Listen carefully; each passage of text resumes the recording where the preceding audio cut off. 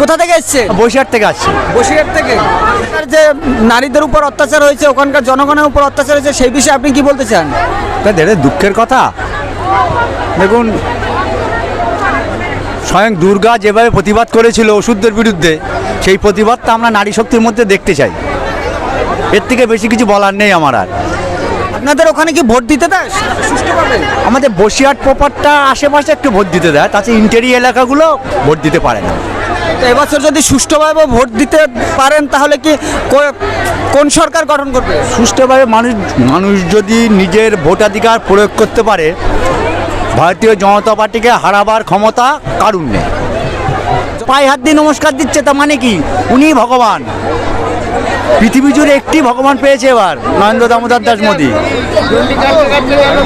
কোথায় নিয়ে গেছে প্রধানমন্ত্রী?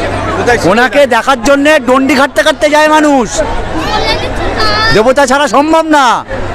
মুনি ঋষি বলেছিলেন ভারত আবার জগৎ সভার শ্রেষ্ঠ আসন লবে, ওই আসনটা নরেন্দ্র মোদী নেবে।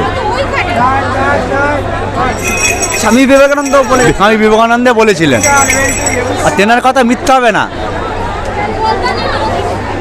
নরেন্দ্র মোদী যখন দীক্ষা নিতে গিয়েছিলেন তখন ওনার বয়স ছিল 21 বছর। এগুলো জানেন? 21 বছর ওনাকে দীক্ষা দেননি কেন বলুন তো? ওনাকে বলেছিলেন তোমার দিয়ে দেশের কাজ করতে হবে, দীক্ষা নিয়ে সাধু হয়ে থাকার তুমি লোক না, তুমি দেশের করো, তুমি বট গাছ হও। সকলকে ছায়া দেওয়ার জন্য। সকলকে ছায়া দেওয়ার জন্য।